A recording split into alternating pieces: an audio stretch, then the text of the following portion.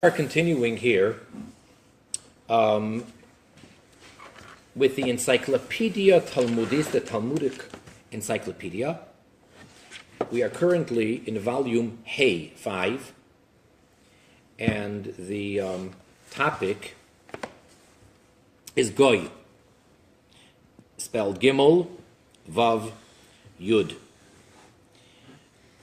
In the last class, we discussed the term Goy, and basically, just to sum it up very briefly, we found out that, interestingly, biblically speaking, the most used and probably the most accurate term, biblically speaking, for anyone who's not a member of the Jewish faith, anyone who's not a Jew, is Nochri, which means outsider or foreigner, but the word that the Torah uses is Nochri. And the term Goy, the word Goy, literally means nation. One person cannot be a Goy unless you're calling one person a nation. And for that matter, the Jewish nation is a Goy. However, in rabbinic literature, Goy is used as a term for non-Jews. That's a summary of the first section. Obviously, there was a lot more to it than that. And now we're up to page Reish Pei Tes, 289, in the middle of the right-hand column. And the next chapter, if you will, of this entry of Goy is Hayachas, the genealogy. And we're going to proceed now inside. So anyone who's following along inside, once again, in the Encyclopedia Talmudit, volume 5, Amud Reish Pei Tes, 289. Hayachas, the genealogy. Goy shebo al hagoya v'yolda. A non-Jew, this is Talmudic Encyclopedia, so the language now has been established that a goy means a non-Jew. We don't have to redefine it. That was what the whole first section did. A non-Jew that had marital relations with a goya, that would be female, so with a non-Jewess. V'yolda, and she gave birth. She conceived and had a child. So a non-Jew and a male and a female had relations, and she gave birth to a child. Havlad, that child, misyaches achar oviv, as far as his genealogy, as far as his association of which nationality he is, according to the Torah, goes by his father. V'nechshav livnoi, and he's considered the son of his father. Shene'emar, and the proof to this is a verse from the book of Melachim, Kings 2, chapter 20, verse 12. Ba'esahi, at that time, Sholach Baradoch Beladon ben Beladon. So we find over here that a non-Jew is referred to as the son of his father. V'chein, and likewise another verse, this is from Melachim Aleph, Vayishlochem HaMelech Asa El ben Hadad ben Tavrimon ben Chaziyon. And these are all the males. So it's identifying a person as the son of his father, who's the son of his father. So those are two verses to show us that in the prophets, in the book of Melachim, when we want to identify someone, so he's referred to as the son of his father, as opposed to the son of his mother. By Yerushalmi Nechliku Ameirayim, in the Talmud Yerushalmi, in the Jerusalem Talmud, because we know there's two Talmuds, there's the Talmud Bavli, the Babylonian Talmud, which I think it's fair to say is more widespread and studied. And then there's the Talmud Yerushalmi. So in the Talmud Yerushalmi, there is a dispute between two of the Talmudic rabbis known as Amoraim, as follows: Goy shebal goy aviyolda, a non-Jewish man who had relations with a non-Jewish woman, and she gave birth. Rabbi Yochanan said, Goyim yeshlem yachasin, that Goyim, non-Jews, they do have genealogy. They are associated with their parents.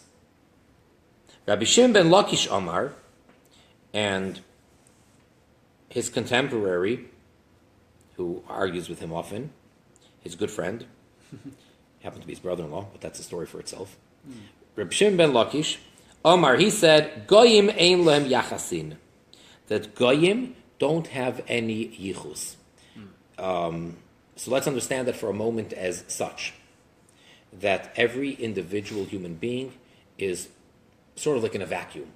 He just is. He doesn't have parents. Parents are irrelevant, so to say. Where did he come from? Who are his grandparents, great-grandparents? Doesn't matter. He's a human being. He is a person for himself, and he doesn't have yachas. Umeroidach beladon. What about the verse that we brought from Melachim that identified someone as the son of his father?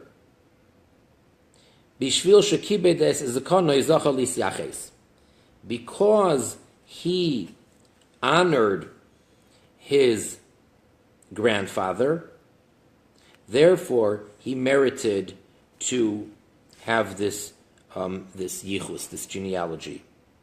And the second verse, Uven Hadad Ratza Kosav Leidiyonu Shu Rasha Ben Rasha. When it came to the other one, Ben Hadad, so the Torah there wants to let us know that he was someone wicked, the son of someone wicked. Therefore, it identifies who his father was. In other words, those two proof texts that we brought down from Melachim Beis and Melachim Aleph, according to Reb Shimon ben Lakish, are exceptions. There's a reason why in those cases we're saying so-and-so the son of his father. Otherwise, there's no such thing as the son of his father. So that's the argument. Halacha sheyesh l'goyim yachas. And the halacha, and the source for this, as he brings down in footnote 48, is the Rambam, Maimonides, in Ishus, in laws of marriage, with regards to the mitzvah of having children, that if someone was a non-Jew, he was a goy, and he had children, and then he converted and became a ger tzedek, a Jew. And likewise in the laws of nachalois, of inheritance, with regards to a firstborn. So the Rambam rules clearly like Rabbi Yochanan, not like Rabbi Shimon ben Lakish, namely that goyim do have yachas, that there is a genealogy, and it is relevant to know that so-and-so is the son of his father. So it does make a big difference who his father is. Parenthetically,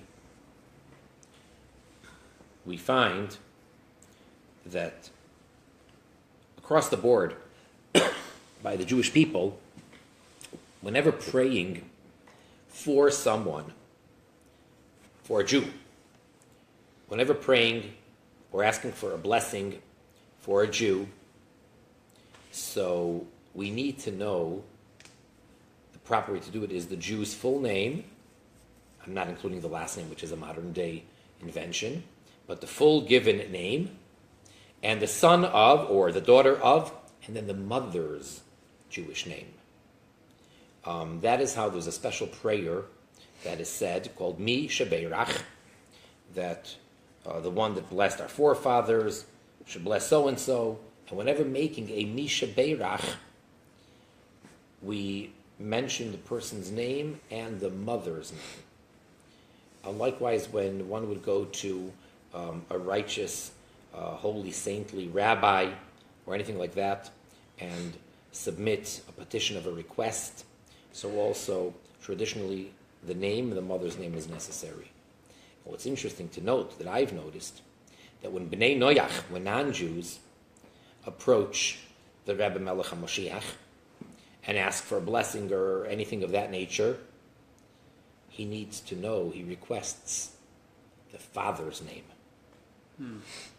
So-and-so, the son of, or the daughter of, and then what's the father's given name. So that's interesting to note. So here we're saying that there is yachas. We paskin, the halacha rules, the Rambam rules, that goyim do have an association with their biological father. Okay, that's on one level. And now we continue the next paragraph. Af, also, biyachas shel ha'uma, when it comes to the genealogy of an entire nation, havlad hoylech achar hazachar, the child goes according to the father. What happens if there is, well, forgive the term, but intermarriage, and I mean it in a permissible way, where two people from two different nations got married. A Canaani married a Moabite. All right? Fine. So two different nationalities got married. He comes from this nation, she comes from that nation, and now they have a child. Well, what is that child? So it goes according to the father.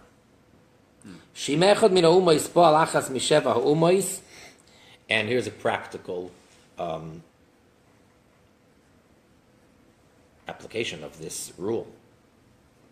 If a person from any of the nations of the world, there are 70 nations, so one of those nations, he came and he had relations, he married or had relations with someone from the 7 nations, Shalei Hanemar, the 7 nations that were the inhabitants of the land of Eretz Yisrael, otherwise formerly known as Eretz Canaan. So one of the Canaani nations, those 7 nations, with regards to those nations, the Torah states and tells the Jewish people, Loi sechaye kol neshama.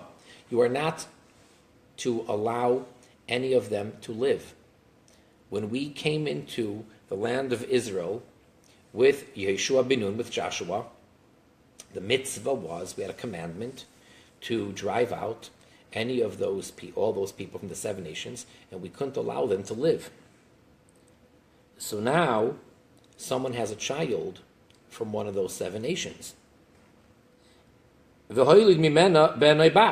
this man who's not one of the 7 nations, he comes from some other nation, he married a woman from one of the 7 nations, and she bore him a son or a daughter. A Jew is permitted to buy that child as a slave. Male would be an eved, and if it's a girl, female, so that would be a shifcha, a maidservant, which would not be permissible if they're from the nations. They don't fall into this category of do not allow them to live, but he's allowed to. Shenemar, and the proof to this is a verse in Leviticus, V'gam mibnei ateshavim, and also from the children of the residents, Hagarim imachem, which live or dwell amongst you, Mehem tiknu, from them you shall acquire, you shall buy. And now let's say the flip side. V'im echad misheva ha'umais, and how about if a man from one of the 7 nations, one of the Canaani nations, bo alachas mishar ha'umais, had marital relations with a woman from any of the other nations of the world, from a Goya, who's not one of the 7, v'hoilid benoi bas, and she bore him a son or a daughter, asur liknoisam, it is forbidden for a Jew to acquire that child. Shebnoi nidin achar ha'av, because a person's son, a non-Jew's son, goes according to the father.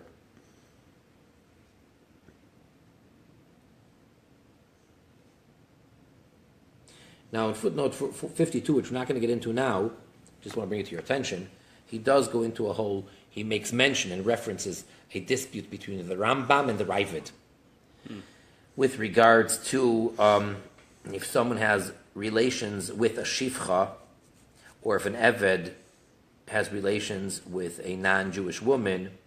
So, seemingly according to the Rambam, in that case, you go by the female, by the mother, and then there's a whole discussion with the Ravid and all the commentaries there on the Rambam.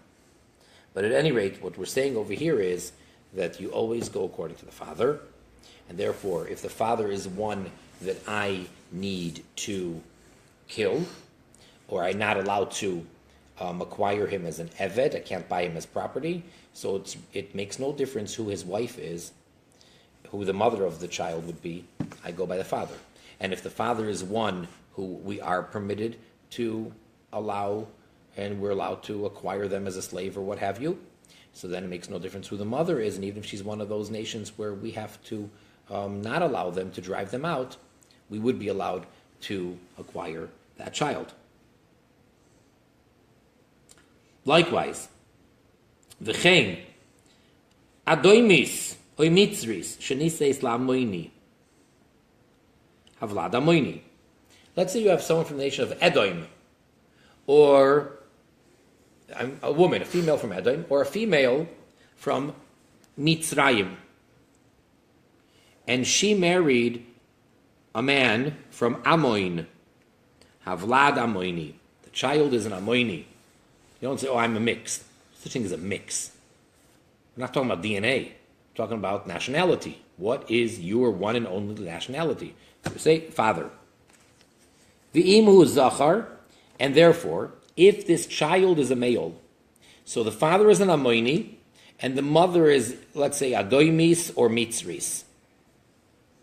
So this male child, Asulave Bakol Adoilam, is never allowed to marry anyone Jewish, meaning he can't convert and marry a Jewish woman. If he converts, he's stuck, and he can't enter into the community, meaning he can't marry a Jewish woman, because the Torah says that an Amoini is never allowed to be accepted. I mean, they can convert, but they have to realize that that's going to restrict their marital status.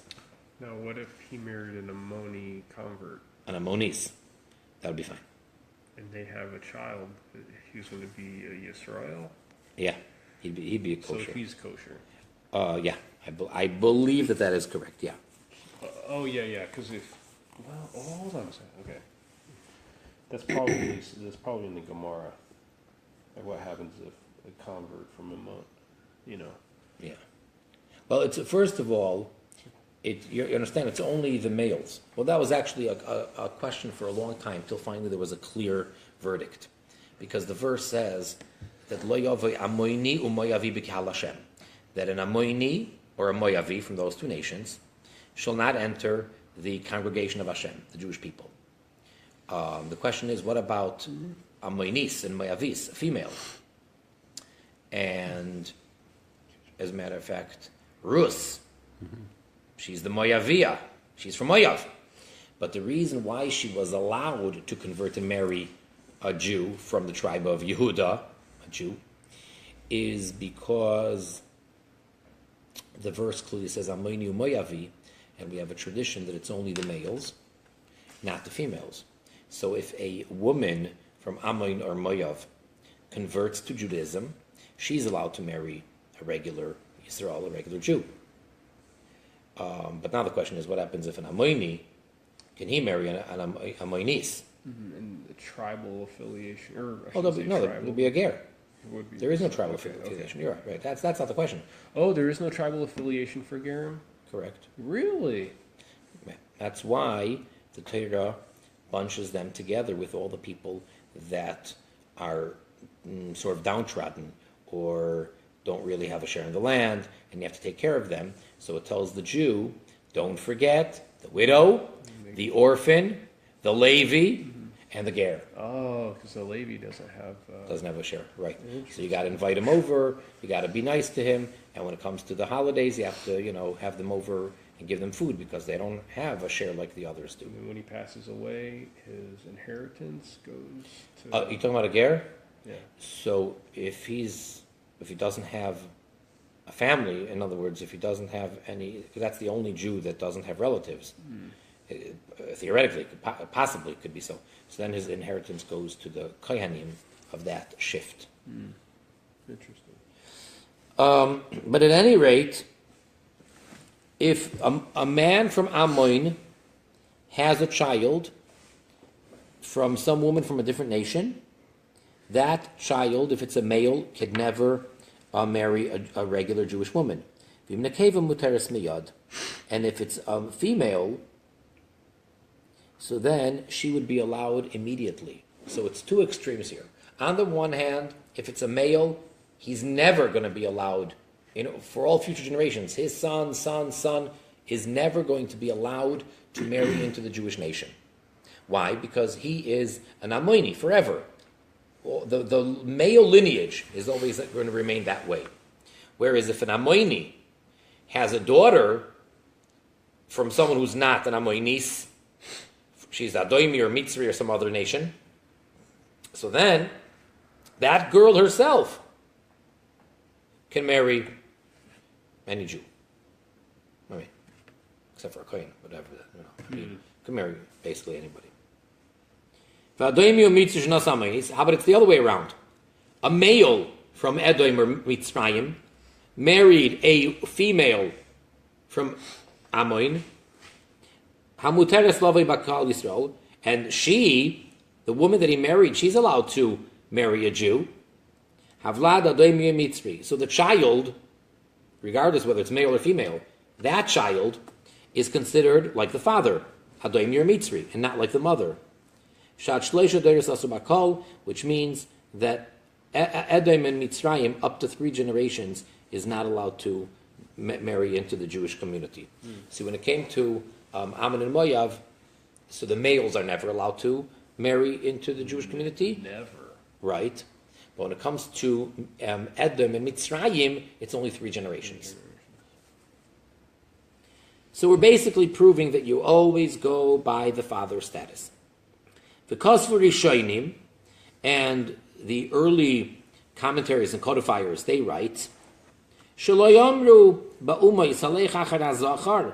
that when it says to go after the male, after the father, when it comes to the nations of the world, only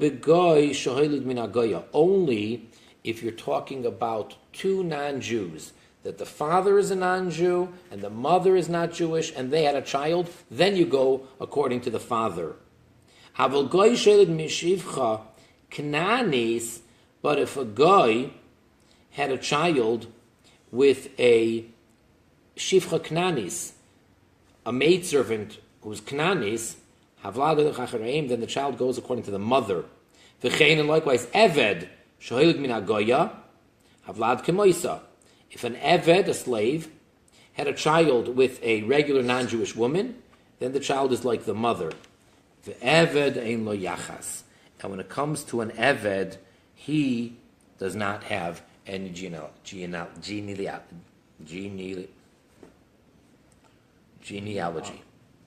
when it comes to an eved.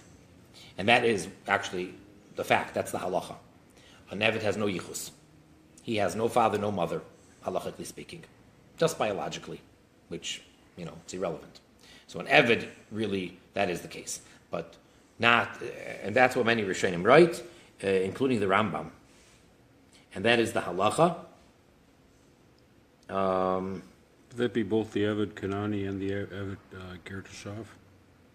We're talking over here about an Eved Kanani. An Eved Ivri is a regular Jew, of course, and the Eved Kanani is the Eved. And the Ger Toishav is not an Eved. Well, if he's Ger Toishav, then he's that status, right? It's either Ger Toishav or Eved Kanani. We've got the Eved that just takes on the 7. Right. That would be like the Eved Ger Tashav. As opposed versus to the Eved Kanani that takes on the woman's mitzvahs. Unless we're using a different definition here. Well, we're saying that the Eved Kanani has to keep all of the women's mitzvahs. Yeah. So that's the Eved we're talking about. Now, Yisrael Shebo ala Goya, a Jew who had relations with a non-Jewish woman. Well, she's not Jewish. She's not a Giyer. She's not a convert. V'yolda, and she gave birth. So the mother is not Jewish, and the father is. Harei avlad goy ki imoy. So then, the child is not Jewish. He's a goy, just like his mother. Ve'in mashkichim alav. We pay no attention to the father. The father is irrelevant, the father is non-existent. This child is not a Jewish child, and the father plays no role. It just happened to be his biological father, and that's it. Nothing to do with his genealogy. Shenemar, and we have the clear proof from the verse. This is a famous one. It says in Devarim, in Deuteronomy, Bitcha, your daughter, speaking to the Jew, of course, lo yisitein livnoi, don't give to his son, to the non-Jew son. Uvitai, and his daughter, lo yisikach livbincha, don't take for your son. Ki yasir es bincha me'acharai, for he will lead astray your son from me, says Hashem. Hainu, meaning to say, shechasancha hanachri, that your non-Jewish son-in-law, Yasir es ben bitcha, is going to take away your daughter's son. Meaning to say it's still yours. And since the Torah doesn't seem to be concerned that the daughter of the non-Jew will take away her son, which is going to be born from your son, from Hashem. Torah doesn't make any concern. It's just concerned with one thing, with your daughter's son being taken astray. Well, what about your son's child? Nishma, from this we hear, ben, that that child of your son, is not called your child. It's not your grandson. Elagoy gamurhu. He is a complete, absolute goy. So the Torah restricts, and there's a prohibition for a Jew to marry a non-Jew. So a Jewish man can't marry a non-Jewish woman. A Jewish woman can't marry a non-Jewish man. However, when the Torah gives the, so to say, the reason or the consequence, it only stresses one point. That if your son marries a non-Jewish woman, no concern. It's forbidden. But if your daughter marries a non-Jewish man, so we're concerned that he's going to lead astray and take away your child, that grandchild. Because that grandchild is yours. Why? Because it's your daughter's child. So that's the proof that it always goes, that the status as far as intermarriage between Jew and non-Jew always goes by the mother. If the mother is Jewish, the child is 100% Jewish. If the mother is not Jewish, then the child is 100% a goy gamur, not Jewish.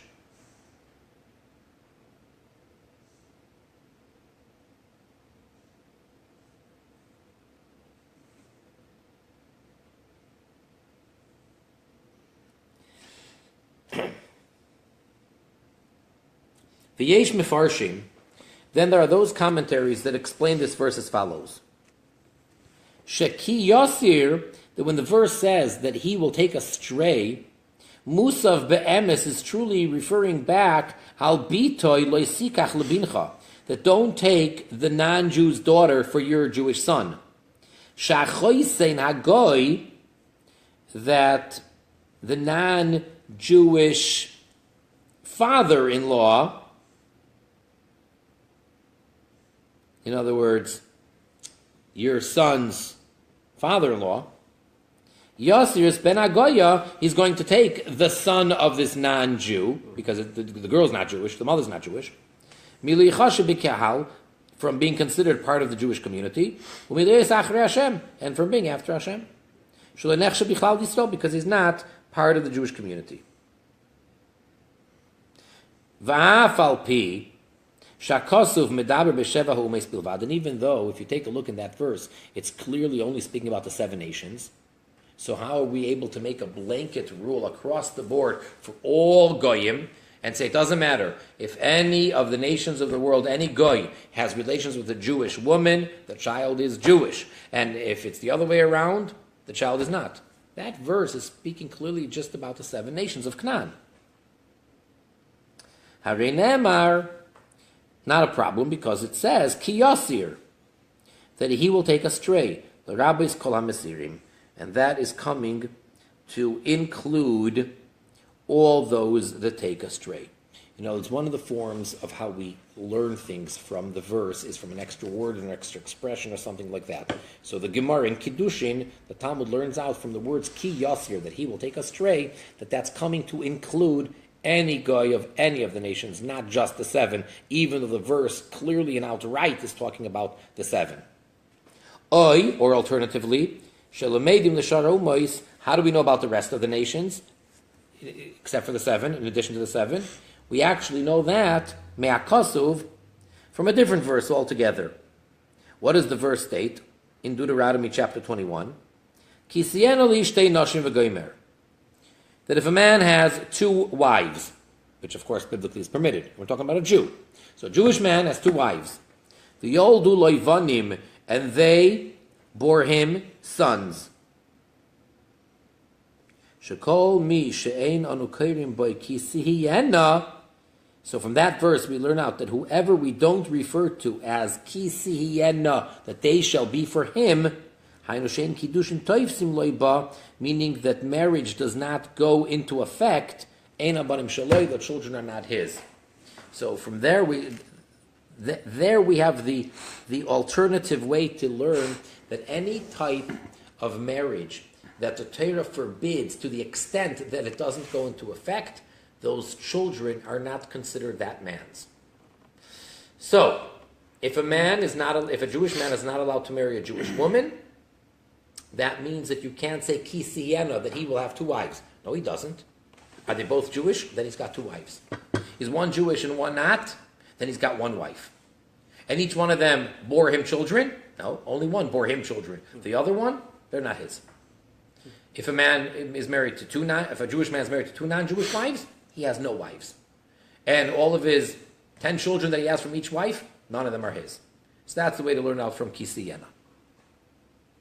So it's only a difference in what the biblical source is. But everybody agrees that the rule is that if a Jewish man has children from and with a non-Jewish woman, the children are not Jewish. So when you meet or you encounter people that say, I'm half Jewish, so you immediately need to correct them, and there's no such thing. You're not half Jewish. You're either Jewish or you're not. Okay? Someone says, oh, I'm a quarter Jewish. Which quarter? Just one of my grandparents. Who? My mom's mom was Jewish. Your mom's mom was Jewish. And we've encountered such people, and they truly either think that they're not Jewish or they think that they're 25% Jewish, whatever that means to them. And when it's their mom's mom, that means that they are 100% Jewish.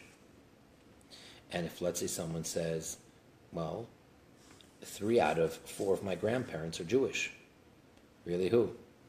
My paternal grandparents, both Jewish, and my maternal grandfather. So it's just 1 out of 4. Just the mom's mom was not Jewish. Well, then that person is not even a little bit Jewish.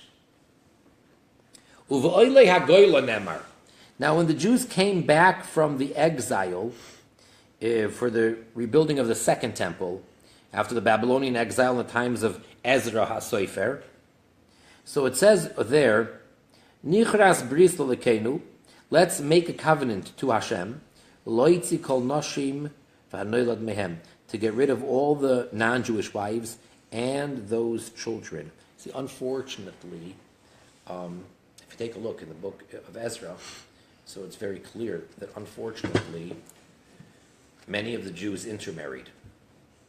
And that was a big problem. And then Ezra gets up and he rebukes them, and he says everybody has to get rid of his non-Jewish wives.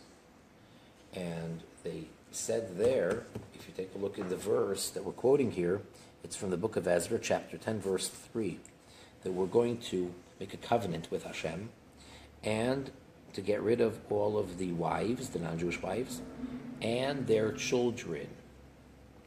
There you have it. What do you mean their children? Aren't they your children? Not if the wives are not Jewish. meaning the mothers. V'hu din Torah, and this is biblical. This is not a rabbinic institution. This is a biblical law. Shenemar Sham, because it says there in Ezra,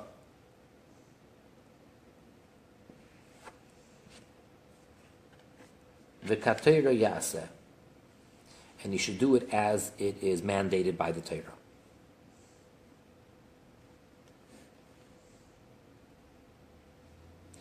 Yesh me'harishonim, there are from amongst the Rishonim, Soivrim that hold, B'das Rav Yehuda Amar Rav Asi, in the opinion, in the Talmud brought down of Rav Yehuda, in the name of Rav Asi, as follows. She Yisrael habo al hagoya, that if a Jew has relations with a non-Jewish woman, havlad mamzer, that child is considered a mamzer. Sounds strange, right? Just to, to remind everybody or to define, a mamzer is a biblical term for a child that is a product of a forbidden marriage, which is a capital offense.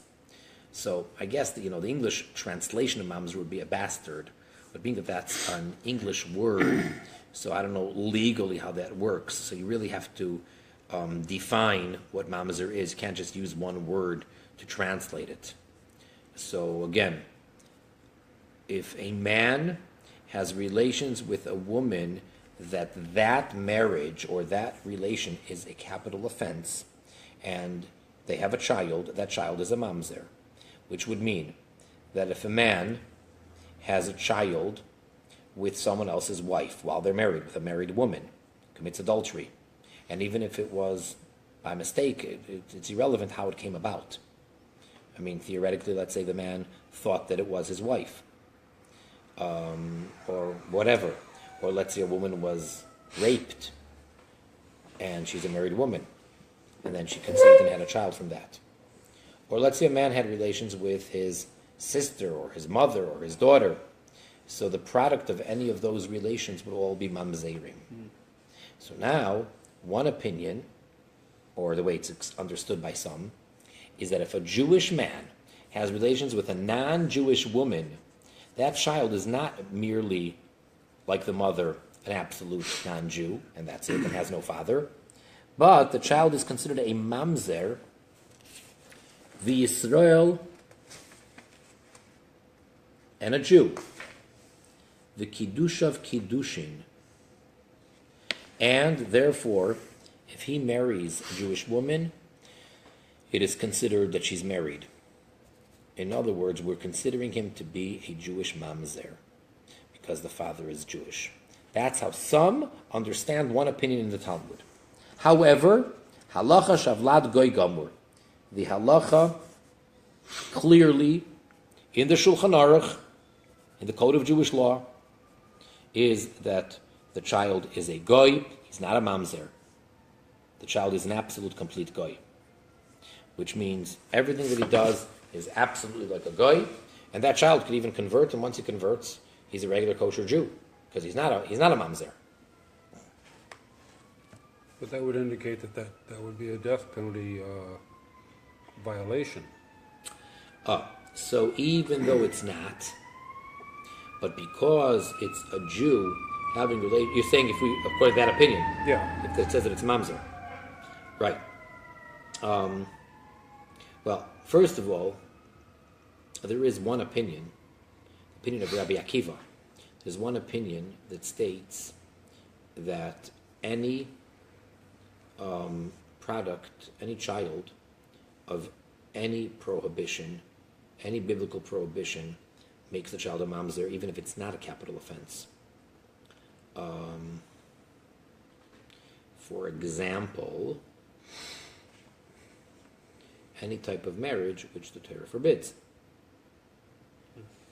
between one Jew and another Jew. Like a prostitution or something like that? Right, right. So since that's forbidden, so according to Rabbi Akiva, the child is a mamzer, but we do not paskin like him. We don't rule like Rabbi Akiva, and we rule that only if it's a capital offense is the child a mamzer. But the halacha is that the child is an absolute goy if the mother is a goya, and that's it. Af mamzer vevet knani sheba'u al hagoyim havlad goy. Sheba'u al goya havlad goy. Shelech acharei. And therefore also, even a mamzer, a Jewish mamzer, okay, he's 100% Jewish. I mean, he's kind of stuck when it comes to marriage because there's basically no one he could marry. So if there's a Jew who's a product of capital prohibition, so he's a mamzer, and he's not allowed to marry anyone. He surely can't marry a non-Jew, and he can't marry a Jew either. So if that mamzer had relations with a non-Jewish woman, or if an Evet Knani had relations with a regular non-Jewish woman, that child is 100% goy, not Jewish, because again, we go by the mother. So the child is not a mamzer, and the child is not an Evet. The child is whatever the mother's status is, and if she's just a regular goya, that's what the child is. That's the halach in Shulchan Aruch. That's what the Rambam says in Yisurei Bia, chapter 15, and that is the final ruling. Now, yesh meo achronim, there are from amongst the later codifiers, later commentaries, and this we're referring here over here to the Ragachover, which we've discussed him in some classes. So, some of the achronim, shenistapik, he has the following doubt: Be Yisrael, a regular Jew, shebo al hagoya, that had relations with a non-Jewish woman, shavlat kimoisa, and you say that the child is like her, meaning the child is 100% not Jewish, a goy, or a goya. So here's the question. Imakavana is the meaning and the intention of that statement, shavlatu goy, that the child is a goy because the mother is not Jewish? Avul ein alav shema uma pratis shel hagoya, but he doesn't carry the particular name, the nationality of his mother. He's a goy, he's not Jewish, he's not part of the Jewish nation, but he's not whatever his mother's nationality is. So you say, who cares? V'im hi amoinis. She's an amoinis, the mother. Ein alavlad shem amoini. He's not called an amoini. He's a nobody. He is a goy. What do you mean? Which nation? Goy means nation. Which nation? No nation. Wait, his father? He doesn't have a father. His father's Jewish. Forget his father. Well, his mother's an amoinis. Doesn't matter. So, therefore, Uchsheniskayer, when he becomes a ger, this kid whose biological father is Jewish and his mother is an Amoinis, which means if he would be an Amoini, he'd never be allowed to marry into the Jewish faith. So he becomes a ger now. He'd be immediately allowed to marry a regular Jewish woman because he's not an Amoini. Could he marry a Cohen? No, of course not, because he's a convert. Oh. And no convert could. Don't worry about that. No, they're paying him out of the picture. Okay, well, I didn't know what the actual Indian convert thing was. Yeah. Kohen cannot marry any convert. Any kind of convert. Right. Oh, okay. I thought that's it. So now he'd be able to intermarry into the Jewish people immediately. That's one way of looking at it. Or perhaps, sheyesh alav vlad af shema uma protis shel ha'em v'hu amoini. We're saying no, he actually does have the status of his mother's nationality. And therefore, in this case, in this example, he would be an Amoini, and that's why, if and when he becomes a ger and converts, he would not be allowed to come into the congregation. He can't marry a Jewish woman because he is an Amoini. And, of course, there is no conclusion to that. There's no halacha. That is just a discussion of the Ragachover. Two ways of looking at it. That's interesting. So we know that, of course, he's not Jewish, but the question is, does he belong to his mother's nationality or not? And this would be a very relevant, practical difference.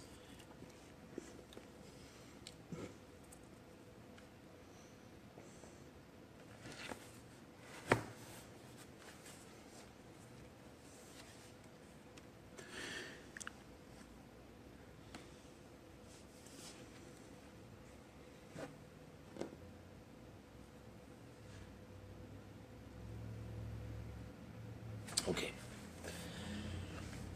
Goy habal bas Yisrael, a non-Jewish man has relations with a Jewish woman. Ein havlad goy. The child is not a goy. Okay, child's Jewish. V'zeh klal. And this is the rule. Kol haba min hagoy. Anyone who comes from a non-Jewish father, harehu ki imoy, he has the status of his mother. Vein mashgichim al ho'av, and we pay no attention to who his father is. It's totally irrelevant. Ve'ein lo goy yachas lagabi Yisrael, and a goy has no genealogy coming from a Jew. V'abein shayach achar ha'im mi-Yisrael, and the child is associated, goes by his mother when it comes to being Jewish. If his mother's Jewish, he's Jewish. If she's not, he's not. Shenemar, as the verse says that we stated earlier, Ki yosir bincha me'acharai, that he will take your son from me. And this is referring back to what it says there. Don't allow your daughter, who's Jewish, to marry his son, who's not. Because he will take astray your grandson, your daughter's son, because your daughter's son does belong to me. He is part of the Jewish faith. So that's why I'm concerned that your grandson will be taken away. So we see here clearly that your daughter's son is called your son. Would it make a difference if the father is an Ammonite, as to the status of the... Whose father? In other words, when we're saying don't let your daughter marry that guy, and you're saying if he's an Ammoni? If he's an Ammoni, then the child, would that be in that kind of an awkward status, or No, because the father is irrelevant. Right. Okay. The child is Jewish. Because the halakha applies to the Jewish woman. Right. Yeah. It only goes by the Jewish woman. And therefore, the child is not even, he's not a ger. The child is not a convert. He is a full Yeah, Jew. he's Yisrael. He's a Yisrael that has no father. Oh, so he's a mamzer? No. That was one opinion. We say Allah is not. Oh. He's not a mamzer. He just doesn't have a father. That's right. Whatever that means. Yeah. Interesting. Yeah. No tribunal affiliation. Oh, And he is just a Jew. so what happens to the dad? The non-Jewish dad? Is he killed? Or Well, that's a separate question.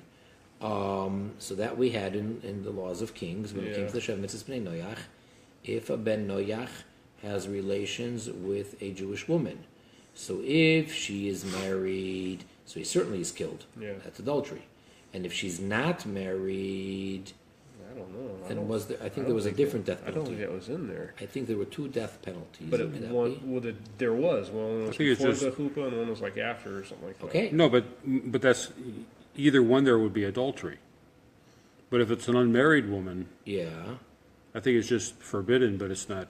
That's what I'm referring to. Well, if it was a Jew having relations with a Jewish woman who's not married, then it's not a capital offense.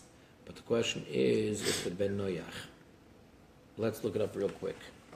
Want to pass the Rambam? Either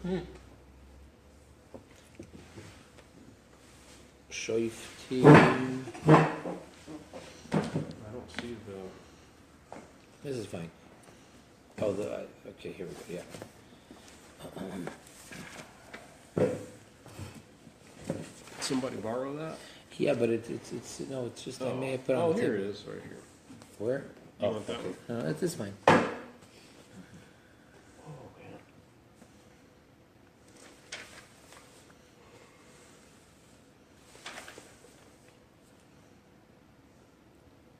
I think that before the huppah is referring to an engaged woman. A guy habal Yisraeli Spain kedag chayav. V'im ha'is anar muras niskala kedim Yisrael ba'ala achar shnichas al chuppah v'lo yiniv Allah harei ze b'chena kedim Yisrael. V'im ba'al eishus Yisrael achar shniv Allah harei ze kemish ba'al eishus habasayif. Right.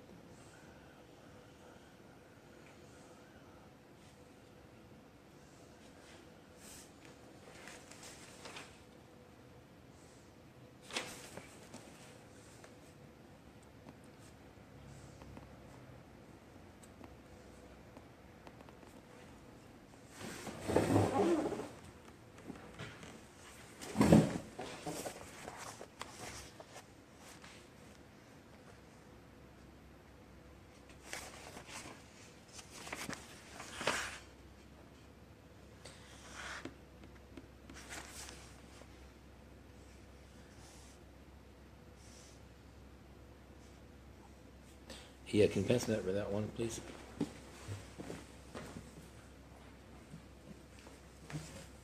Thanks.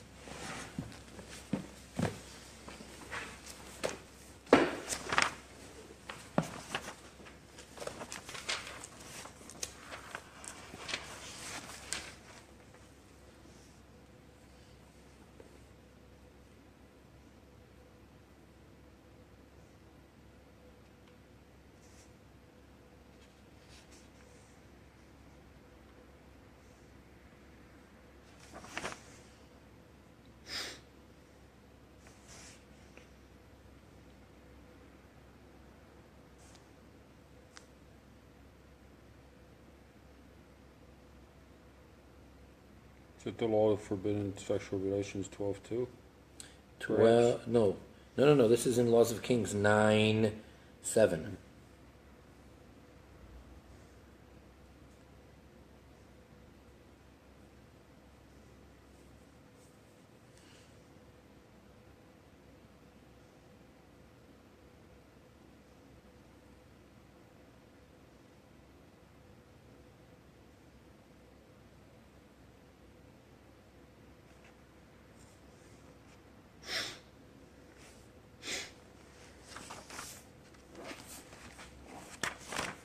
You see anything?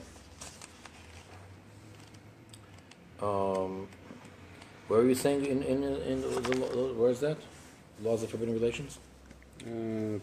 Where was it? I missed 12:2, I think. Maybe Yeah. it's in a Serbia or something. Issues, I think. Hilchos issues. 12:2. Well, here I'm just reading that it's considered licentiousness, but I'm not sure.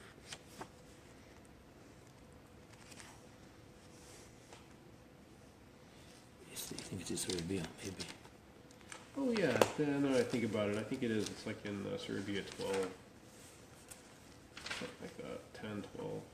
So some chapters before 14, I think.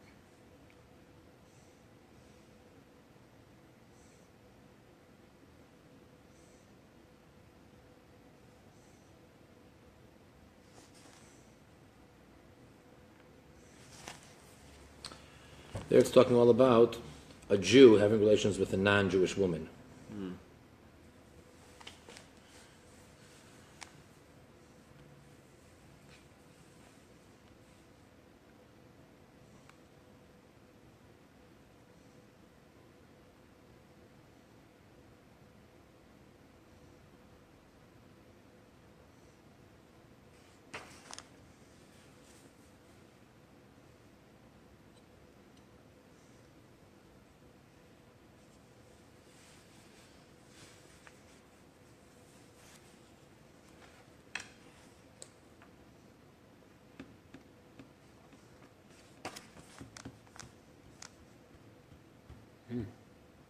Find anything there?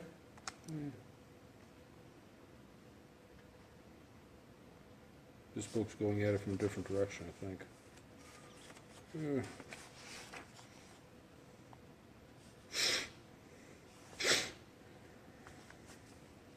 Oh, 12:9. Oh, okay, here it is, clear. 12:9. A goy that had relations with a Bas Yisrael, with a Jewish woman, if she's a married woman, he's killed. And in the Laws of Kings, it goes into the detail which stage of marriage it is, whether he gets Burned or stoned. Or no. whether he gets stoned. Or strangulation, right? Right. So stoned, if she's me'urasa, betrothed. But if it's after the chuppah, and they didn't have relations yet, then it's strangulation. But if it is after they had relations, the husband and wife, then it's decapitation. So there's 3 possible death penalties that the Ben Noach can have for having relations with with a Jewish woman. So interesting. So she's the one who's the shaykh to the Torah for him. for him. Right. That's so interesting. His punishment is through Her. Torah Isn't that crazy? Her din. penalty. Her Right. din. Yes. And then it's not that way for. So here in Yisrael Bia, he's not going into all those details that he does in Malachim. Mm-hmm. He's just saying a goy has relations with a Jewish woman. If she's a Eishes Ish, a married woman, so he gets killed. V'im pnuyahi, and if she is a single woman, she's not married at all. Oh, here we go. Einoi neherag, he's not killed. That's it? That's it. There's something going on It's there. considered inappropriate behavior, but it Is all it? depends. Is It it all what you- depends on the status of the woman. Where does it say that? Where does Inappropriate behavior. Why does it say? Well, that's in my book. Oh, it's in your. wait, Abu Yisrael. Well, no, goy habal bas Yisrael.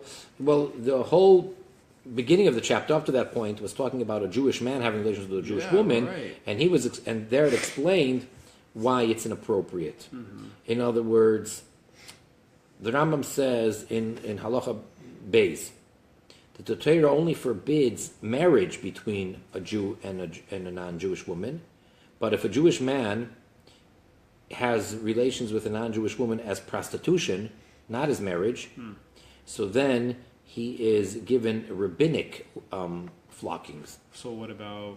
And it's a decree because we're afraid it might lead to marriage. What about a Peleg Isha, a concubine? Yeah, what about a Pilagish? So you're asking if he could take her as a Pilagish? Yeah, like Abraham did with Hagar or whatever.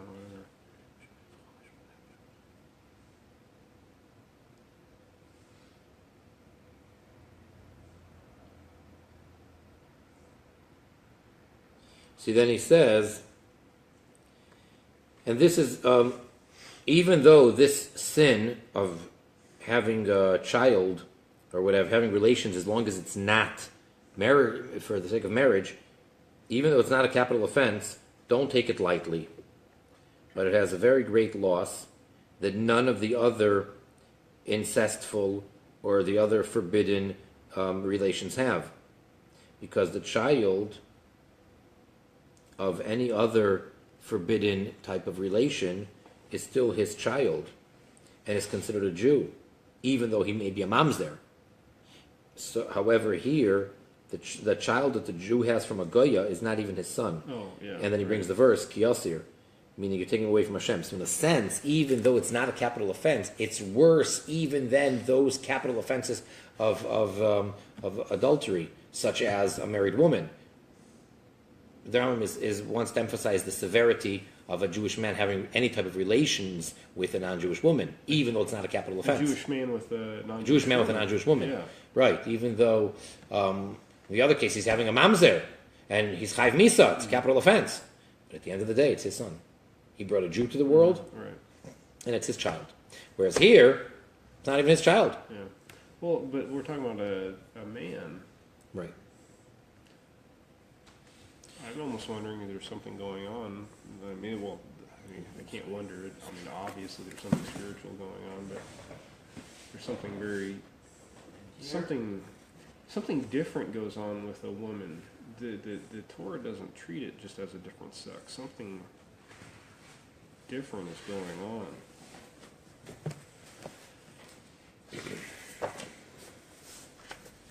Like with a man, she's got to be like. I mean, there's the whole process. That's where the Sheva Mitzvahs get started. But with the woman, it's like that's his denim right away.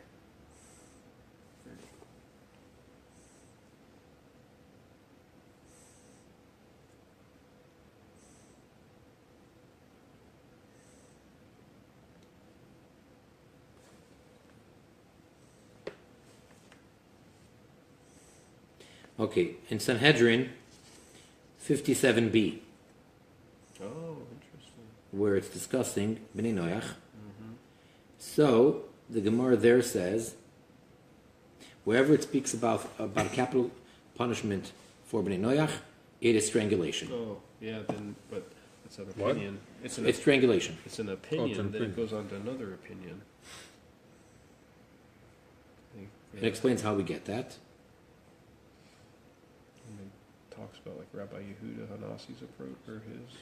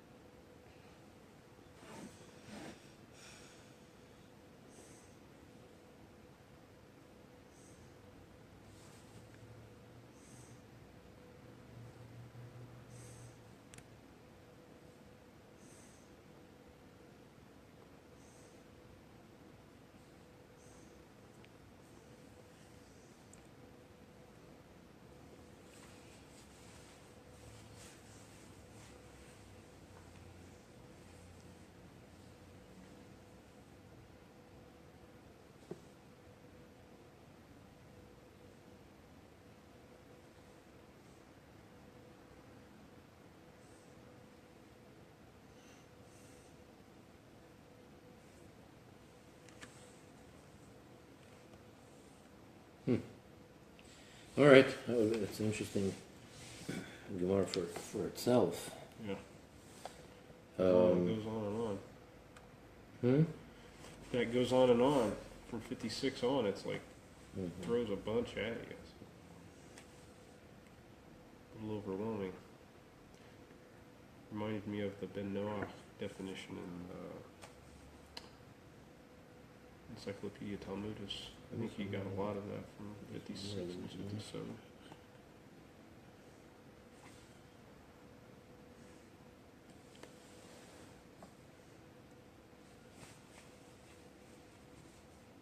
All right. So, getting back to here.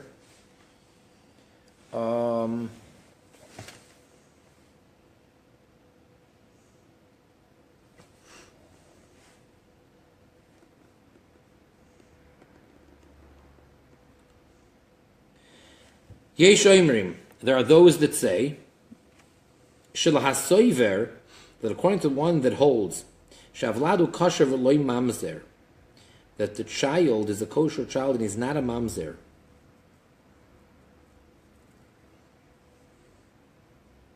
Meaning that if a non-Jewish man had relations with a Jewish woman, yeah,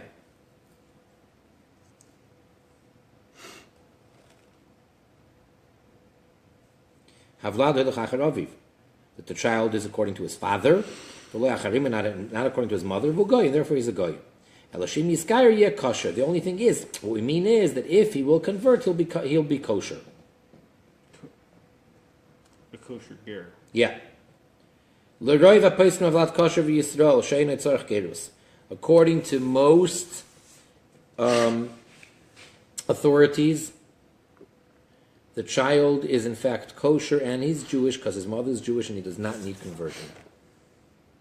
Okay, so there are a minority of opinions that say that if the father is a goy and the mother is Jewish, that the child does need to convert and then he's kosher.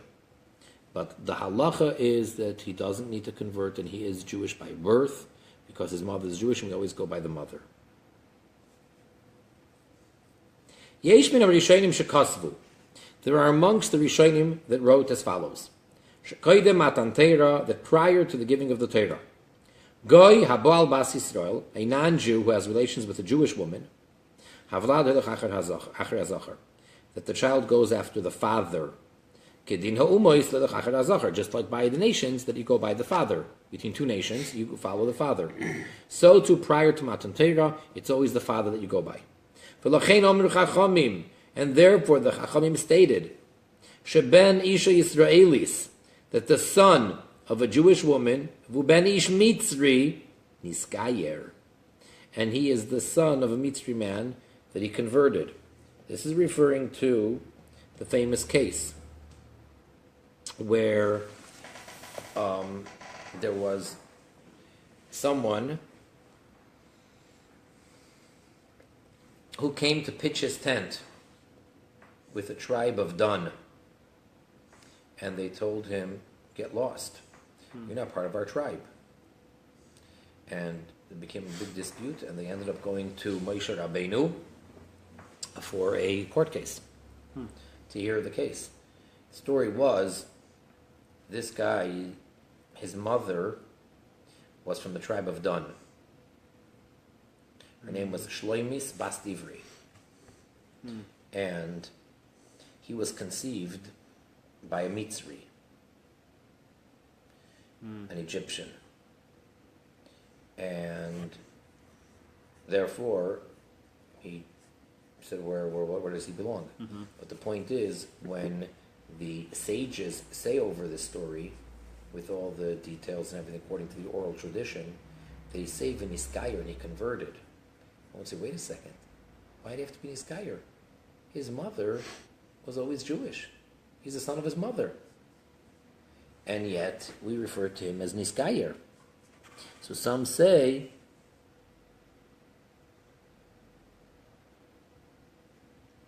that since this was prior to Matan Torah, he's a Mitzri. You go by the father. This law that we're saying that the halacha is you always go by the mother, it's only after Matan Torah. But prior to Matan Torah, like this case, you go by the father. V'nechliku aleim, and there are others that argue with them. She'ena tzarech geirus, and they say, no. He does not need any conversion. V'u Yisrael Gomer, he's a complete Jew. B'im achar Matan Torah, v'lada kamaya, kol shken koydem Matan Torah, shem michlal Yisrael. And they say that if after the giving of the Torah, the rule is that it goes by the mother, and her child is 100% Jewish like she is, how much more so prior to the giving of the Torah, that he was a Jew. Elishu pogum lekihuna. The only thing is, such a child is unfit for a kohen to marry. He's not a ger. He's 100% Jewish. But a kohen can't marry that child whose father is not Jewish. He's not a mamzer. No. Ve'enu Yisrael lidane. Dina's child, according to the first idea, Dina's child would have been a Plishi. Was it Plishti? You mean the Shechem over there? From Shechem, yeah. Okay. So Dina's child. Well, according to the other opinion you're saying. According to the first idea, yeah. Did Right. she have a child? Yes.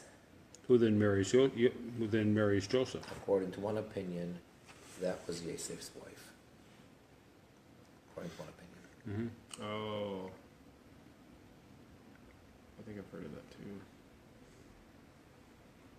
Right. But that would go more with the second idea. Correct. With that she was still a Jew. That the child. The child Yeah. would have followed the mother. Right. Yeah. Ve'enu Yisrael lidin hayachas b'dagolim b'nachlas Eretz Yisrael. And again, another point that this child has, if his father is not Jewish, besides not being fit for kahuna, if it's a girl, if it's a boy, he does not have any tribunal affiliation when it comes to the degolim, the flags and of each tribe and inheriting a part of the land. Shekasuv bohen, because there it states clearly in the pasuk when they're dividing up, when they're saying the tribes, lishemois matois avoisam, that they go according to the names of the tribes of their fathers. So tribunal affiliation has to be by father. So what about the question? Say, wait a second. So what about this kid of the Mitzri that the mother is Jewish? Why do they say that he was converted? Why do they say he's Gayer?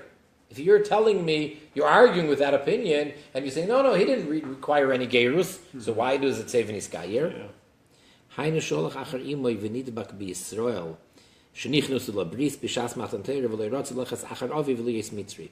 We simply mean by Niskayer that he followed his mother and he joined all the Jews by the covenant of the giving of the Torah, where all the Jewish people went through Gerus then, and he chose to go with his mother and do that and not go with his Mitzri father, because he basically had a choice. So he had his own little Matan Torah. No, he went along with his mother. Which? Meaning, when all the Jews had Matan Torah, he was there. Excuse me. No. Okay. But being that his father was not Jewish, he could have made a choice and say, I'm going to go with dad. And he did it. He said, I'm going with mom.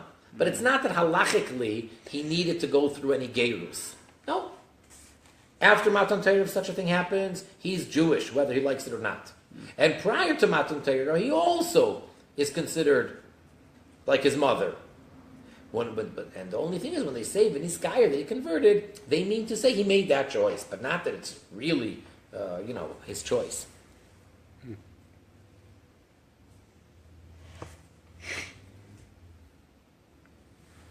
Next. Ein mamzerus legoyim. There's no such thing as the concept of a mamzerus by non-Jews. So in other words, the only person who can be a bastard is a Jew. Unless I'm not using the word correctly. But mamzerus does not apply by goyim. Sheyisrael kedushasam garmolahem. The reason is because it's the sanctity and the holiness of the Jewish people that causes them to be able to have such a status if they ruin the holy edifice or the holy institution of marriage, because they're so sacred. Like the verse states, when it comes to the giving of the Torah, Mamleches kohanim v'goy kadosh, that the Jewish people are a priestly kingdom, and they're a holy nation. Lefichach, therefore, goy shebo al imoy v'oilid mimena ben. If a goy, complete goy, nobody in the family is Jewish, had relations with his non-Jewish mother, and she gave birth to a boy, that's how his son can be his brother. All right? You can ask someone a riddle. How can one's son be his brother, or one's brother be his son? So he had relations with his mother, and she bore him a son. Oisoy ben, so that child, kishi yiskayer, when he will convert and become Jewish, mutar love bakahol, he's allowed to marry any Jewish woman. He's not a mamzer. Say, wait a second, a Jew can't marry a mamzer. He's not a mamzer. He's a ger. V'uadin kishulein iskayer u'bal bas Yisrael havlat kosher. And the same thing if he never converted, but this goy, who's a product of his father and mother/grandmother, this child, if he had relations with a Jewish woman and they had a child, havlat kosher. That child is kosher, goes by the mother. Sheina gura mishar goy. He's no worse than any other goy, so it's irrelevant. She's Jewish, the father's not a Jew. We don't care what kind of a non-Jew the father is, because there's no such thing as mamzerus. So this child is like, it's as if the father would have been a regular goy, because in fact he is a regular goy.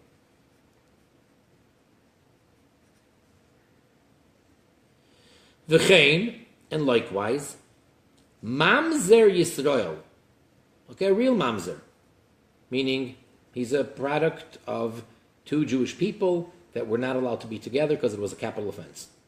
Like a Jewish man had relations with a Jewish mother, his Jewish mother, and she bore him a son. That mamzer, shebo ala goya, had relations with a non-Jewish woman. Havlad goy, mother's not Jewish, child is a regular goy. So that child, when he converts and becomes Jewish, he's not a mamzer, because he goes by the mother. The mother is a regular goya. His father is a mamzer. He doesn't have a father. He's a ger.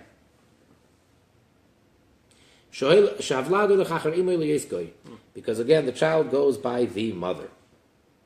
And therefore he's a goy, and when he converts, he's a regular ger.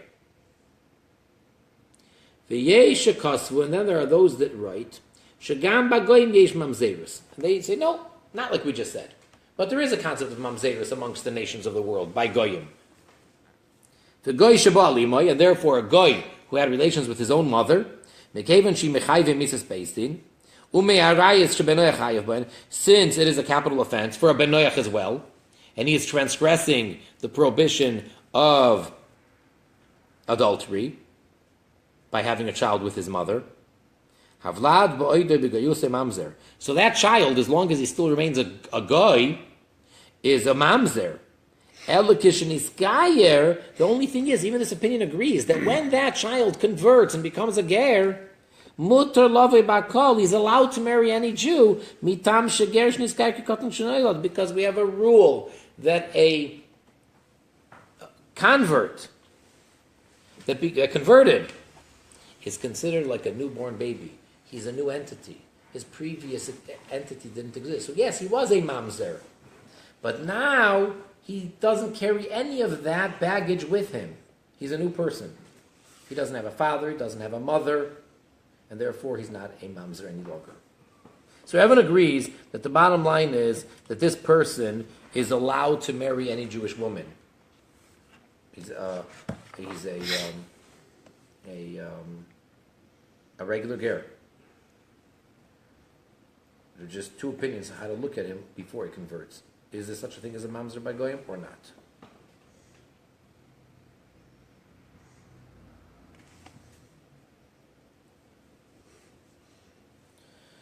And then I'd be wondering if there's a concept of a mamzer, does that affect the person in any way? If there's a concept by goyim of a mamzer, Right. What do you mean? In which way would it affect him? With who he can marry. Amongst the nations? Yeah. Do we find that one ben noach is not allowed to marry a mamzer or mamzeres? No. Well, yeah, but that's because we normally don't consider mamzer to apply. By non-Jews. Right. So The only if we pla- say it applies, how does it apply? What does it mean? Right.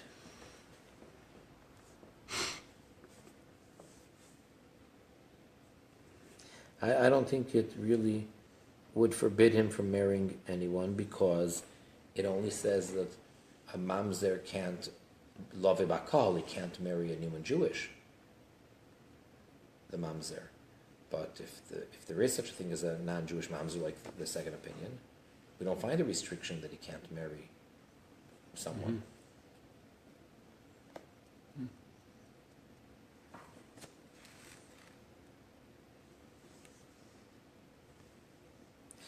I think we're going to stop here. So the next part over here, which is still the same general chapter, is about is there such a concept as a father with regards to a goy, primarily referring to laws of inheritance and getting the estate. So a person inherits his father. So that means that there is a concept of a father by the goyim. We continue. Okay.